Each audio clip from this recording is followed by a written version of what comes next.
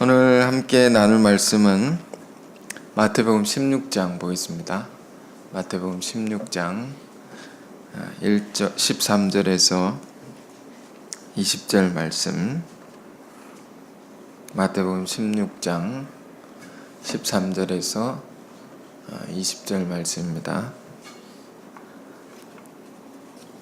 저랑 여러분이 한 절씩 읽어보겠습니다. 예수께서 빌립보 가이사랴 지방에 이르러 제자들에게 물어 이르시되 사람들이 인자를 누구라 하느냐.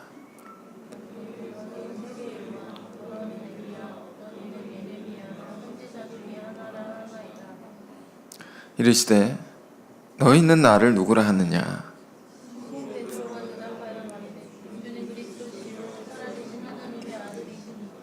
예수께서 대답하여 이르시되 바요나 시몬아, 내가 복이 있도다.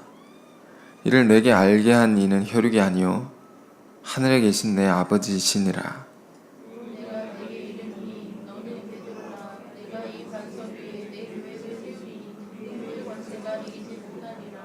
내가 천국 열쇠를 내게 주리니 네가 땅에서 무엇이든지 매면 하늘에서도 매일 것이요 네가 땅에서 무엇이든지 풀면 하늘에서도 풀리리라 하시고,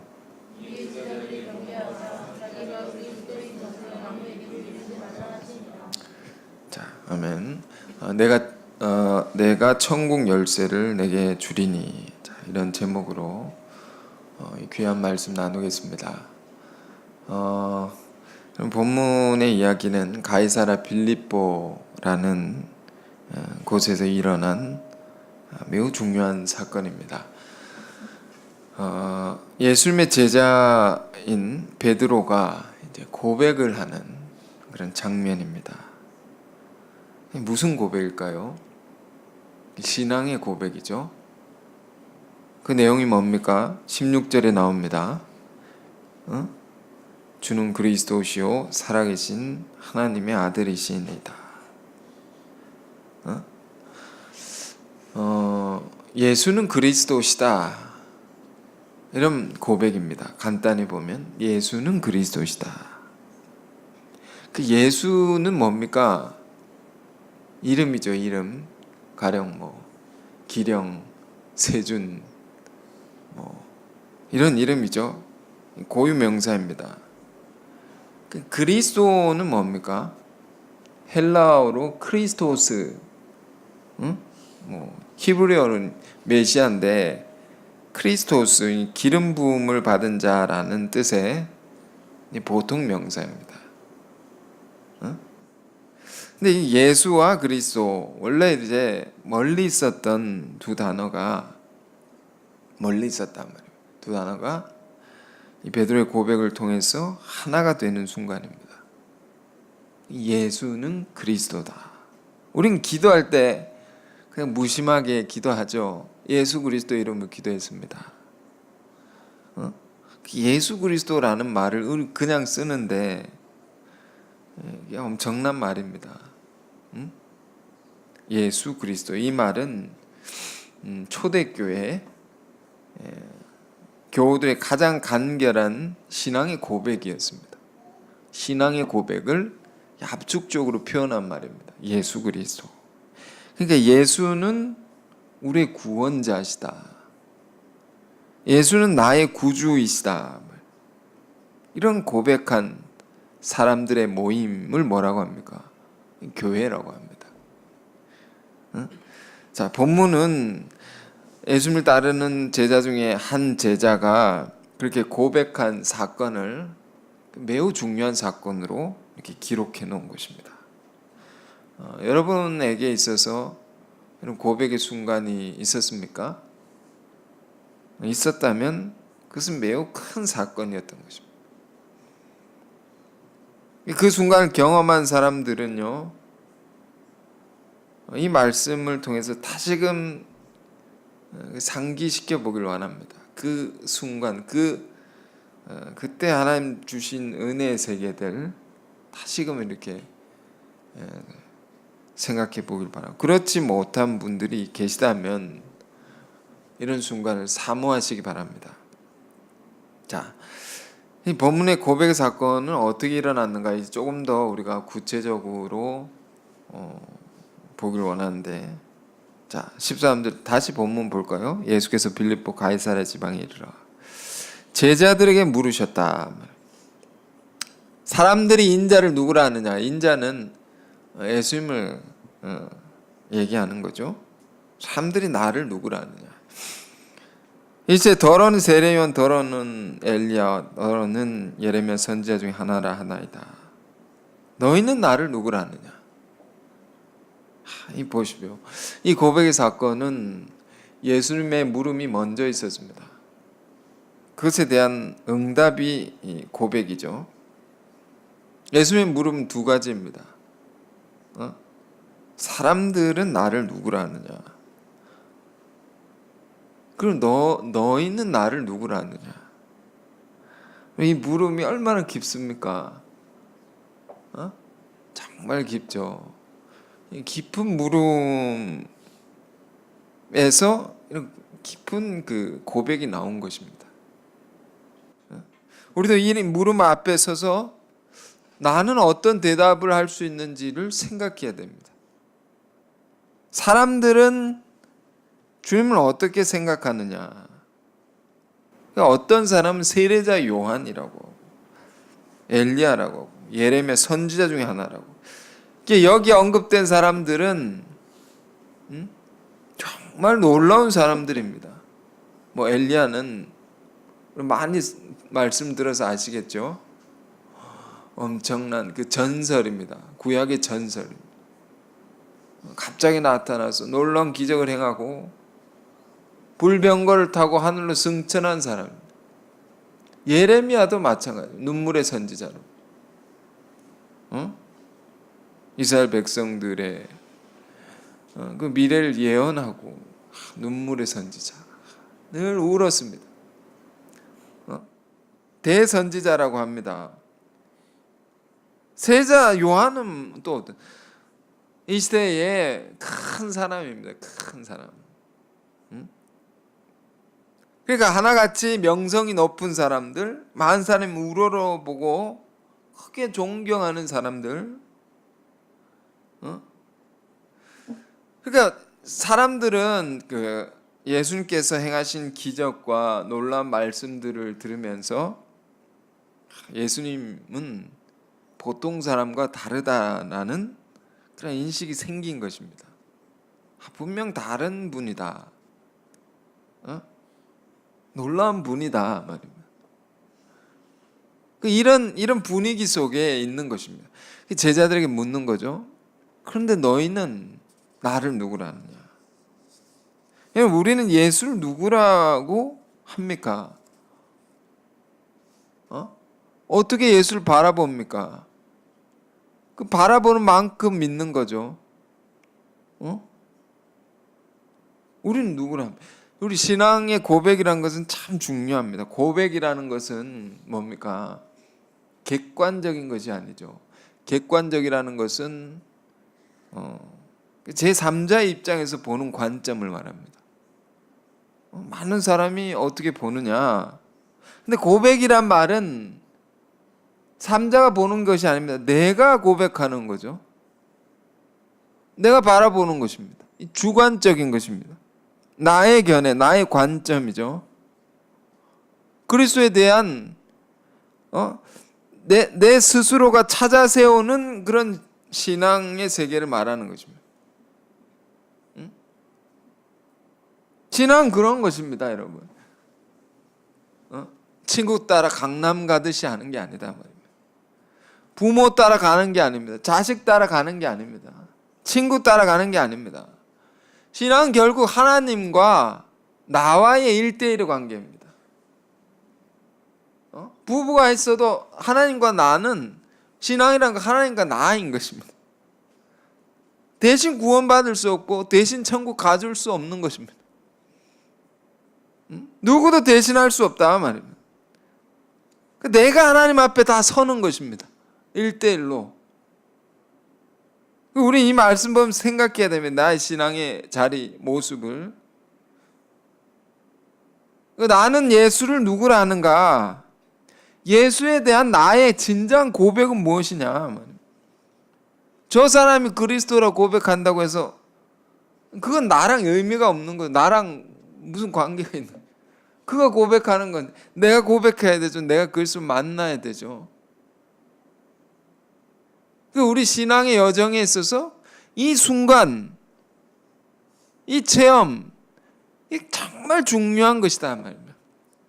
예수님 시대에 예수님 따른 제자들이 많았습니다. 나를 따르라 하셨을 때에 배와 그물과 부친을 버려두고 제자들은 예수님 쫓았습니다. 예수님 말씀을 듣고 제자들 많은 은혜를 받았고 예수님께서 많은 병자를 치유하는 기적도 직접 목격하고 그 제자들이 이전에 보지 못했던 놀라운 세계를 많이 경험한 것입니다.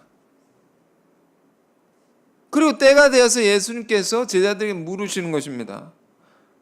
너희는 나를 어떻게 보느냐? 사람들은 나를 이렇게 보는데 너희는 나를. 이 질문이 던져졌을 때는 시몬 베드로 혼자 예수님 앞에 있었던 게 아닙니다. 여러 제자들이 있었습니다. 너희는 나를 누구라 하느냐? 너희. 근데 그 중에 시몬 베드로가 제일 먼저 입으로 고백한 것입니다. 제일 먼저. 주는 그리스도시요 살아계신 하나님의 아들이시니다. 그 마음에 믿는 바를 입으로 시인했단 말이에요. 확정 짓는 것입니다. 이 정말 신앙에 있어서 위대한 사건입니다. 이 고백을 우리가 가만히 보면요, 이 고백 속에 담겨 있는 베드로 안에 있는 훌륭한 신앙의 세계 두 가지가 있습니다. 첫 번째는 뭡니까? 베드로는 세상 사람들이 뭐라고 해도 나는 이렇게 본다 말입니다. 이런 게 있는 것입니다. 그러니까 내가 고백하는 세계가 있는 것입니다. 절대적인 것이 그 안에 있는 것입니다. 그 세상 시류에 따라서 세상 사람들의 평가에 영향받아서 예수를 바라보고 예수를 따라가는 신앙이 아니었다 말입니다.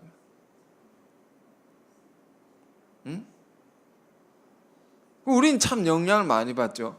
어디서 실험을 하나 했는데 긍정적인 말과 부정적인 말이 전파되는 그 속도, 그걸 실험합니다. 가령 뭐 어떤 연예인 중에 나쁜 짓을 했다더라, 카더라 통신 뭐 그랬다더라, 그런 사실 이렇게 얘기를 했더니 이게 삽시간에 퍼집니다.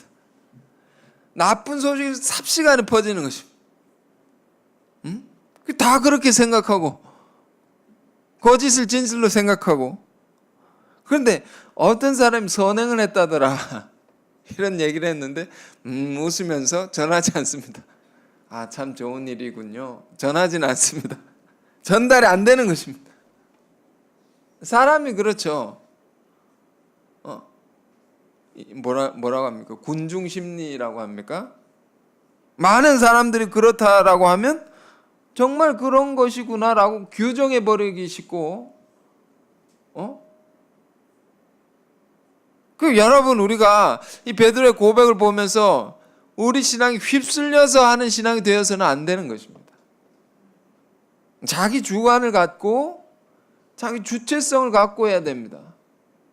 무엇 때문에가 아니고 그리스도와의 나와의 관계 속에, 인격적인 만남 속에서 자기 주체성을 갖고 신앙을 해야 된다.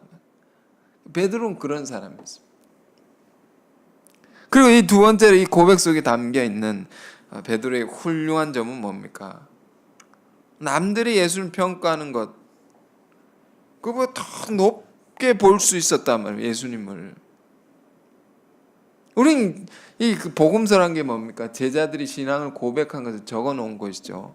신앙 고백서입니다. 이미 우리 이 고백을 듣고 마음을 받아들였기 때문에 성경을 보면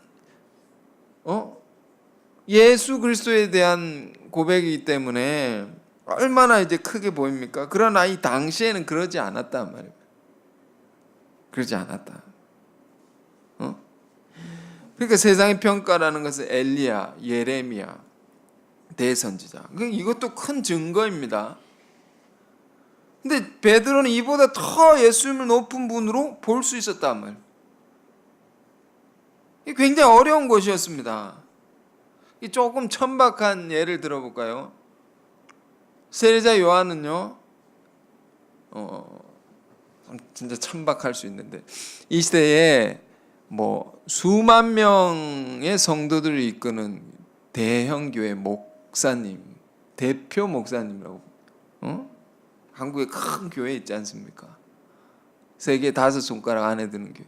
그 대표 목사님 예수님은 그런 사람이 뭐 세례자 요한의 그 명성이라고 할 수 있다면 예수님은 어떤 위상이었을까요? 작은 교회. 근데 뭔가 센세이셔널한, 뭔가 이제 부상하는, 뭔가 새로운. 근데 조그만 무리를 데리고 있는 그 무리들이 좀 이상한 무리들입니다. 배운 것 없고 가진 것 없고 뭐 병자들도 있고 사람들이 싫어하는 사람들이 무리를 데리고 있습니다. 정말 어려운 것입니다. 이 고백은. 그런데 누구보다 가장 뛰어난 분으로 고백하고 증거할 수 있었다 베드로가 말입니다. 그 어떻게 가능했을까요? 그는 그의 내면의 목소리를 들었습니다. 성령이 증거하는 바를 붙들었습니다. 이 사람은 영적인 동물 아닙니까? 영이 알지 않습니까? 이 속일 수 없다 말이에요. 그 내면이 옳다라고 하는 거죠. 우리 교회를 보십시오. 교회에 대한 자화자찬을 좀 해봅시다. 이 교회가 처음부터 이런 건물 같은 게 있었겠습니까? 정말 작았고 지하에서 시작했습니다. 곰팡이 냄새가 풀풀 나는 데서 장판을 깔고 책상 덜렁 하나 놓고 성경을 가르쳤습니다.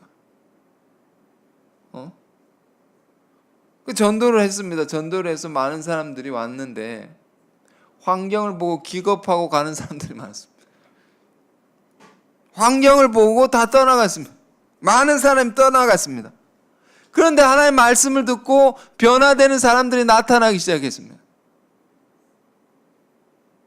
그들의 내면의 고백이 하나님의 뜻이 있다면 이곳일 것이다. 그 내면의 얘기를 하는 것입니다. 천국이 있다면 이곳일 것이다.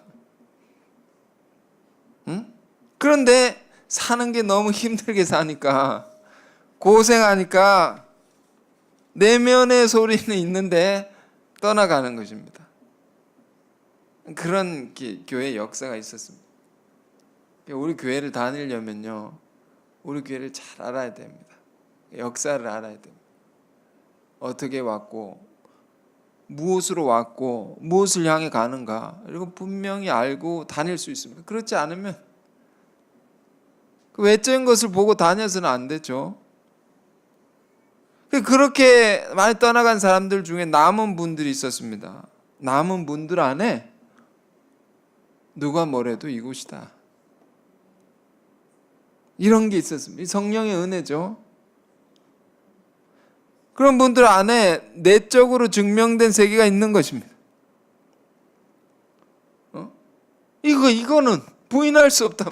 내 영혼이 말하고 있는데, 우리가 정말 그러므로 외형적으로 보이는 것으로 신앙을 해서는 안 된다 말이에요. 그것을 판단을 따라서 가면 안 된다 말이에요. 성령의 역사를 따라가는 게 중요합니다. 오늘 이제 그 성가대 찬양 중에 다가왔던 말이 있습니다. 내가 원하지 않는데 하나님이 원하시는 곳이 있다. 내가 그리 순종하려 가려있다. 그걸 따라 신앙하는 게 중요한, 그게 정확한 것입니다. 그걸 부정하지 않고 인정할 뿐만 아니라 입으로 시인하는 것, 입으로 고백할 때 그런 자에게 놀라운 권세를 주신다는 것입니다. 권세. 우리는요, 늘 성령의 음성을 들을 수 있어야 됩니다.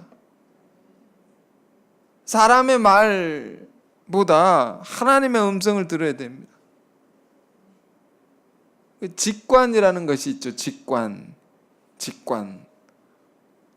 세상에 때묻지 않은 어린 아이들은 이런 게 살아 있습니다. 앞뒤 상황을 따지는 게 아니고 어떤 지식과 경험을 가지고 재어보고 판단하는 세계가 아닙니다. 성령이 딱 알게 하는 게 있습니다.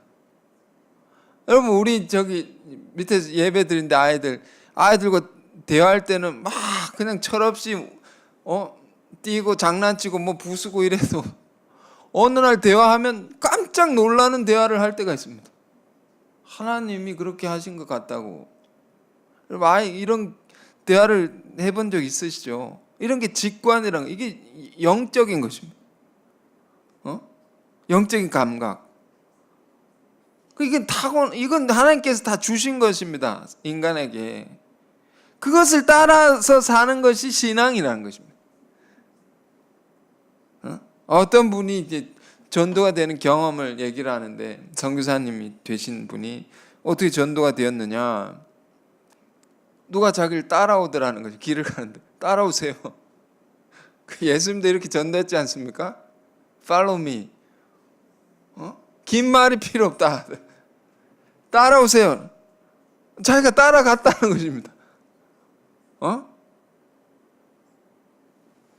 그래, 따라갔다가 말씀 듣고 은혜 받아가지고 변화가 되었다는 것입니다. 그래, 하나님을 위해 헌신을 하게 되고 선교사까지 나갔는데, 그 나중에 자기가 돌아보는 것입니다. 자기가 어떻게 그렇게 따라가는지 모르겠다 말이에요. 다시 물으면 절대로 안 따라간다. 당신 누구냐고.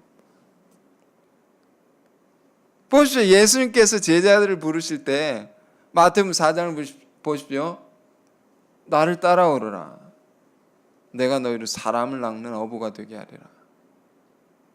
제자들의 반응이 뭐였습니까? 그들이 곧바로 배와 그물 버려두고 예수를 쫓으니라. 이런 겁니다. 이게 뭐라고 합니까? 우리가 본성적이다라는 말도 하고요. 이 제자들은 많은 걸 배운 사람들이 아니었지만 그 영의 소원을 따라서 갔던 사람들이. 우리가 이런 신앙을 해야 됩니다. 너무 많은 것들에 우리는 가려져 있는지 모르면, 너무 많은 것들에 잘못된 판단, 세상적인 판단, 그걸 쫓아 살면 안 되는 것입니다. 자, 베드로는 그렇게 고백을 했습니다. 그 영의 소원을 따라서 고백을 함으로 그 놀라운 권세와 축복을 받게 됩니다. 그게 뭐냐 말이에요. 우리도 이걸 받기를 원하는데 이미 받았을 것입니다. 먼저 새 이름을 받습니다. 원래는 시몬이라는 이름에서, 본래 본명이죠. 시몬. 이 말의 뜻은요, 참고로 하나님의 말씀을 잘 듣는다 이런 말입니다. 이름의 뜻이요. 그런데 베드로라는 이름을 받게 됩니다.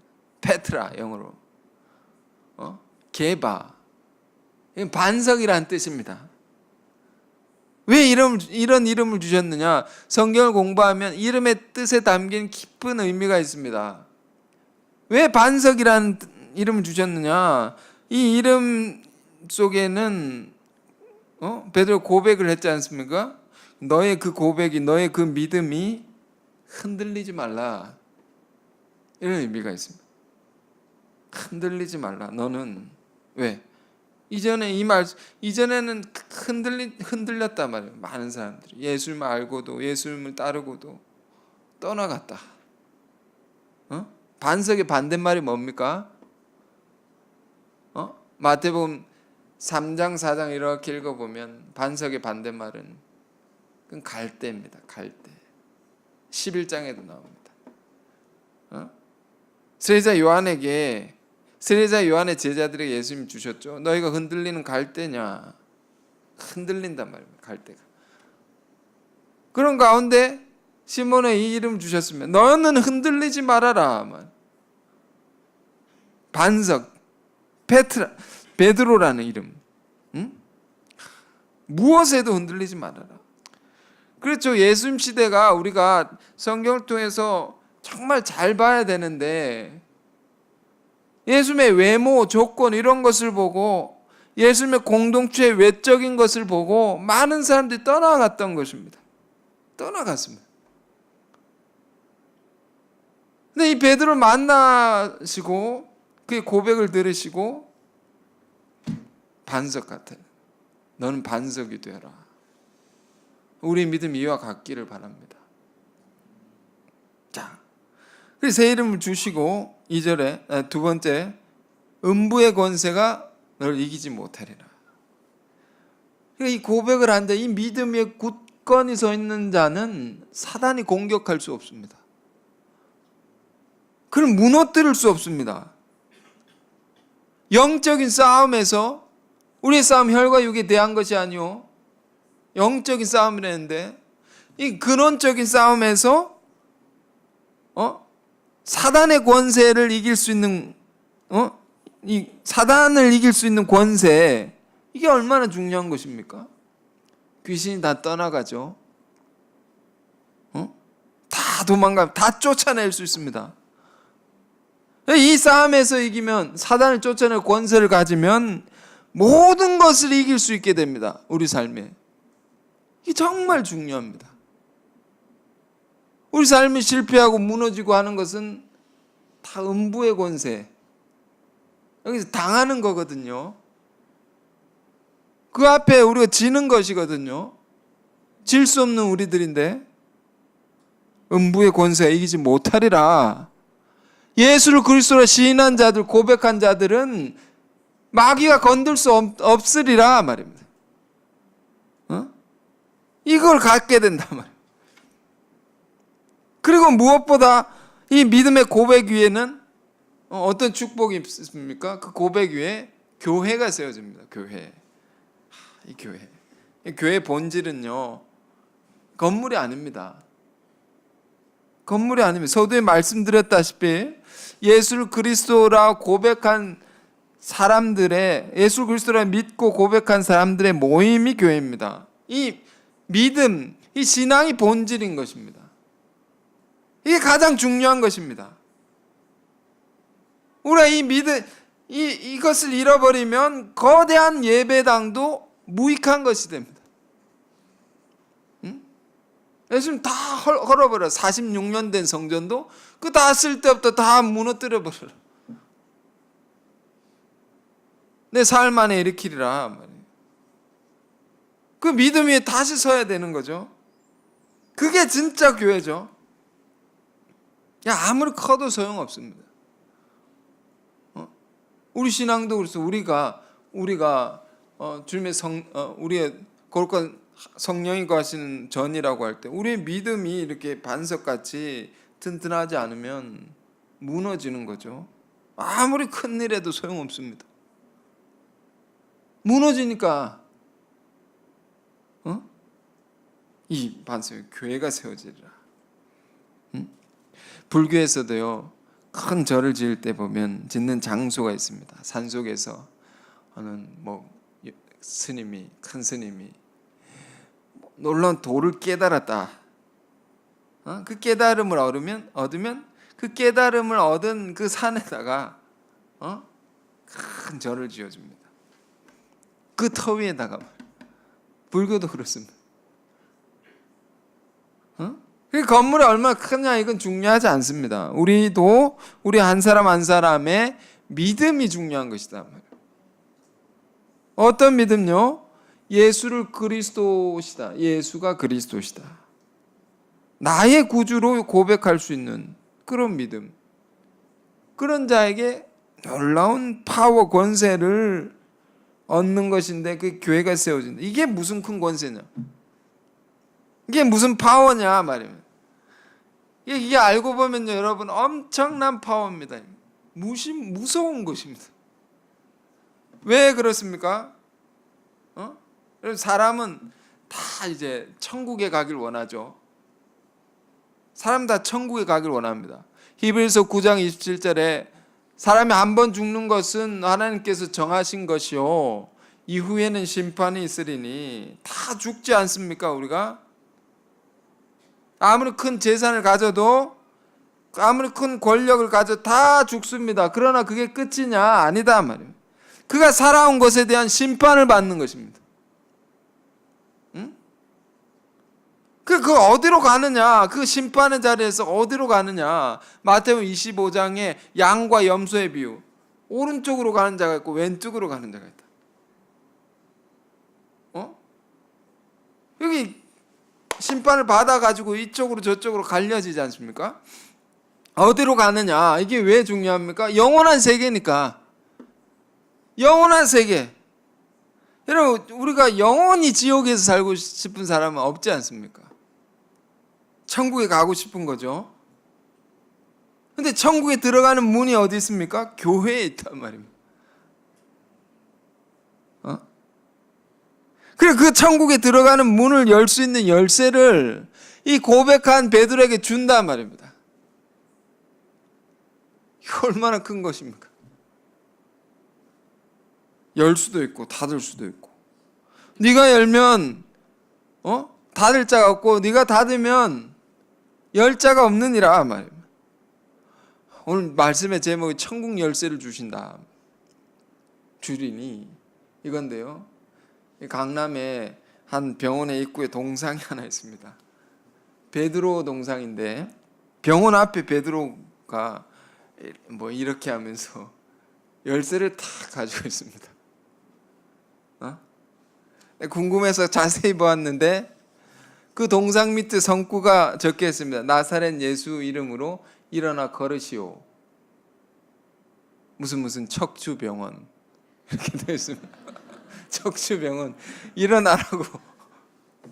그 열쇠랑 무슨 관계가 있는지는 지금도 모르겠습니다. 열쇠를 가졌다. 베드로가 가진 이 파워, 천국에 들어가느냐 못 들어가느냐 이걸 결정한단 말입니다. 그가 영원한 삶을 그가 결정할 수 있단 말입니다. 이게 원래 베드로의 것이 아니죠. 이건 주님의 것이죠.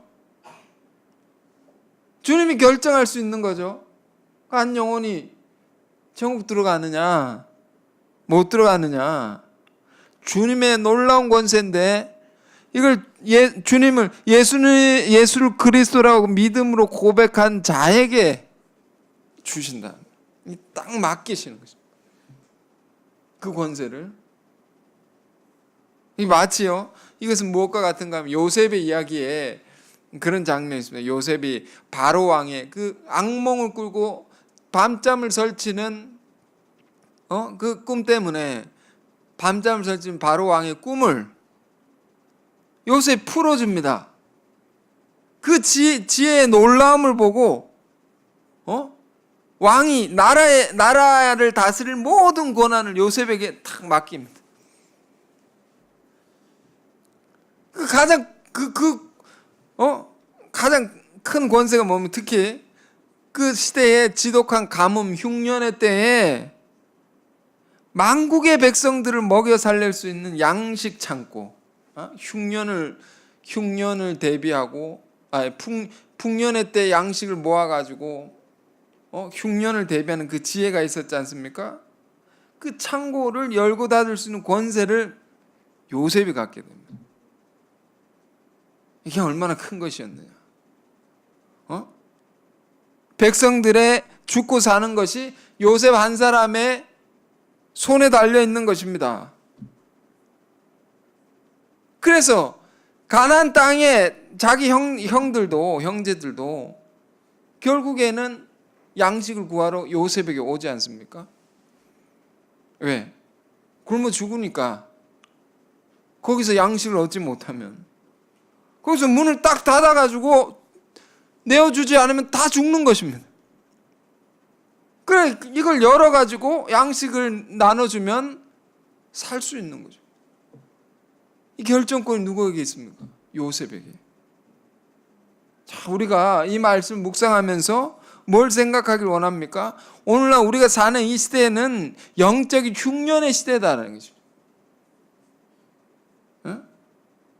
이 시대는 아모스 8장 11절 말씀 아시죠? 이 시대는 물이 없어 갈증 나는 시대가 아니고, 양식이 없어 굶주린 시대가 아니고, 하나님의 말씀을 듣지 못해서 갈증 나는, 그 쓰러져가는 영혼들이 넘쳐나는 시대다. 젊은이들이 이리 비틀 저리 비틀 이런 시대다. 우리는 그런 자들 생각해야 됩니다. 우리에게 주신 권세라는 것은 이런 사람들을 먹이고 입히고 살리라. 그런 사명을 위해서 주신 것입니다. 영적인 영양실조에 걸린 사람, 영적인 아사자들, 죽었단 말입니다. 그런 영혼들이 넘쳐난 시대다 말입니다. 그런 사람들이 살 수 있는 유일한 길은 영적 양식이 넘치게 있는 이 교회에 와야 됩니다. 교회에 와야 됩니다. 교회에 와서 믿음의 고백을 한 우리들을 통해서 하나님의 말씀을 들어야 됩니다. 복음을 들어야 됩니다. 그래야 그들이 살 수가 있는 것입니다. 그래야 그들의 영혼이 만족을 얻고 해갈을 얻고 생명을 얻고 천국에 들어갈 수 있는 것입니다. 그 우리도 보십시오. 우리가 어떻게 천국에 들어가게 되었습니까? 어떻게 영원한 생명을 얻게 되었습니까? 하나님의 말씀이죠. 그 말씀을 듣고 예수를 알고 그분의 놀라운 사랑을 알고 은혜를 알고 우리가 죽은 자 가운데 살게 된 것입니다. 우리가 복음을 듣고 알게 된 사람은 무서운 권세를 가졌습니다. 지난주에는요, 이런저런 말씀을 읽다가 스가랴서 8장 말씀을 읽게 되었는데 참 많이 이렇게 다가왔습니다. 스가랴서 8장 한번 볼까요? 스가랴 8장 20절에서 23절.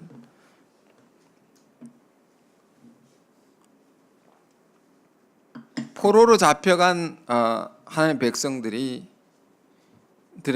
주시는 예언입니다. 예언인데 포로로 잡혀갔다 이제 예루살렘으로 돌아가게 된다. 돌아가서 너희들이 성전을 새롭게 건축하게 되리라.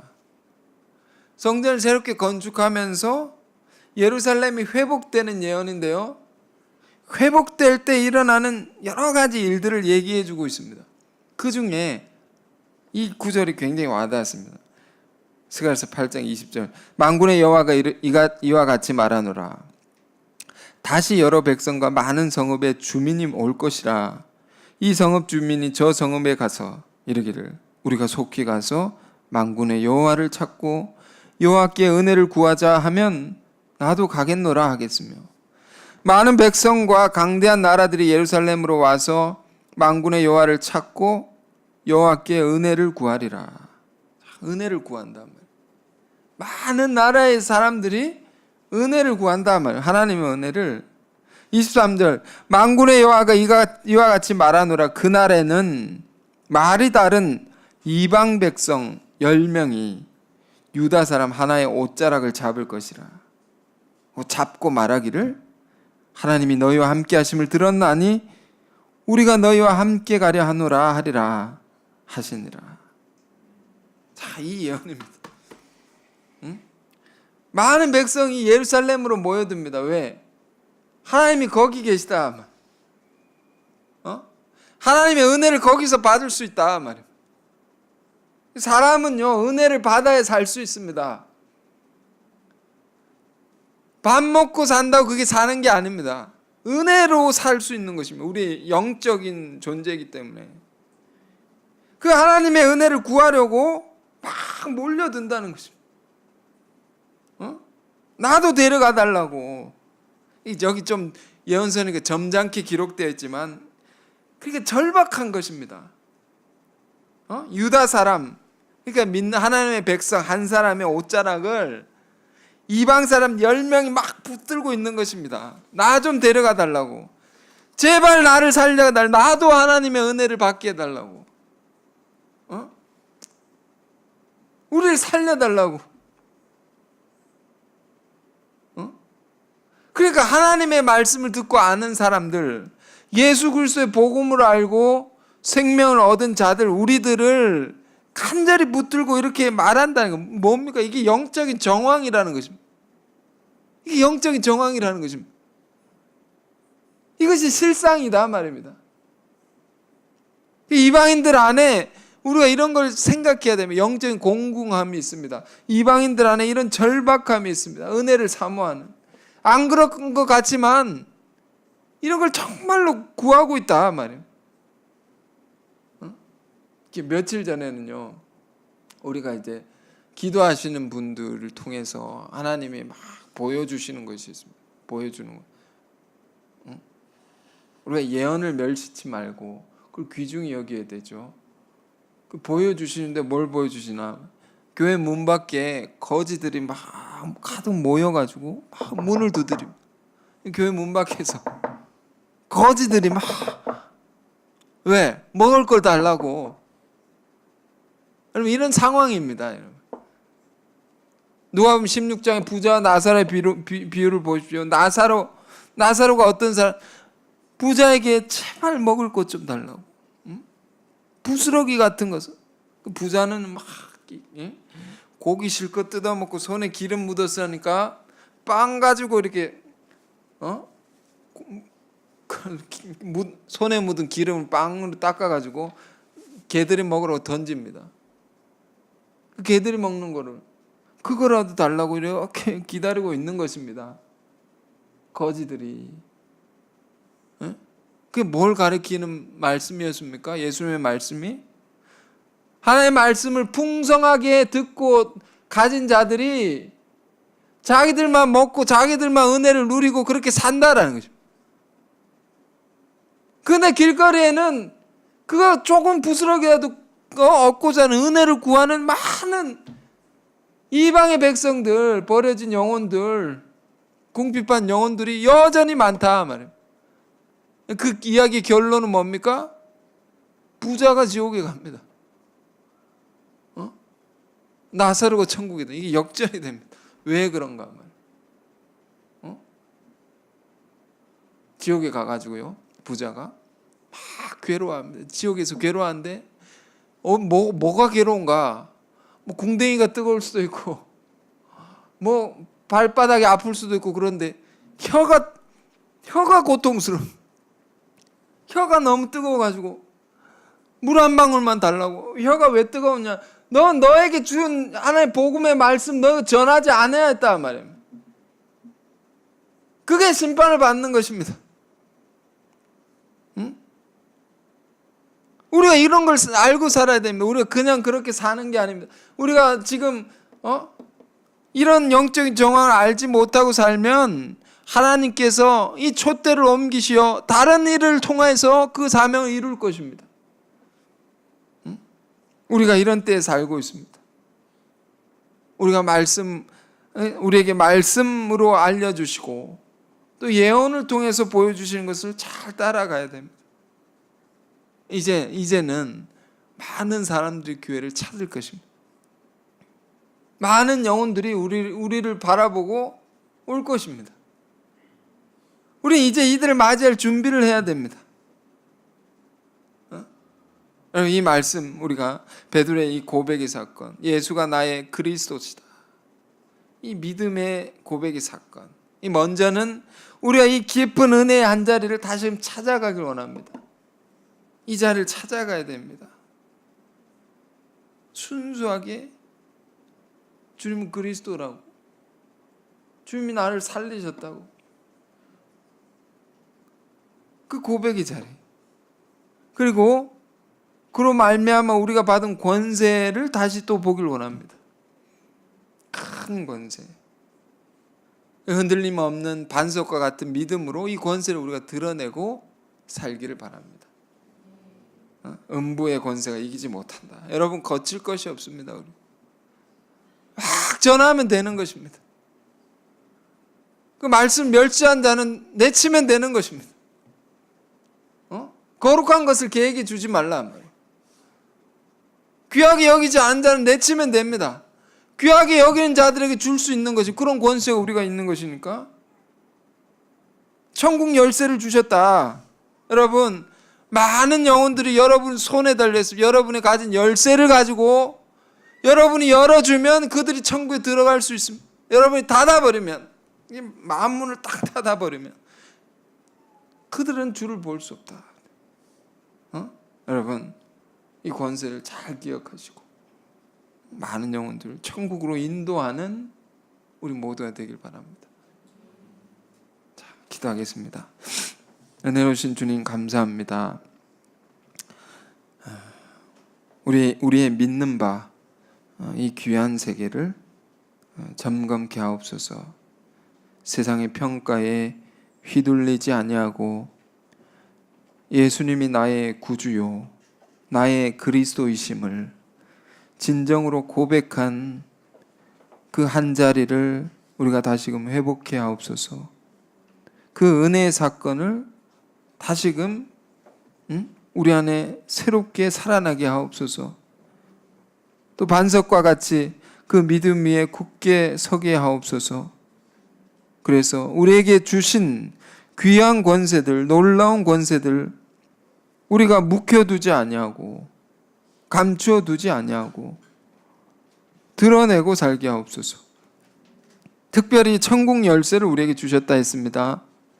지금도 주님을 몰라 주님의 말씀을 듣지 못해 죽어가는 많은 영혼들이 있음을 우리가 깊이 깨닫게 하여 주시고, 그 사명으로 우리를 이곳에 보내셨음을 깨닫게 해주시고, 우리가 이 시대에 영적인 기근의 해결자로 요셉과 같이 만국을 많은 영혼을 먹여 살리고 천국으로 인도하는 복음의 전파자들, 또 진리의 교사들이 우리가 다 되게 하여 주옵소서. 예수 그리스도 이름으로 기도했습니다. 아멘.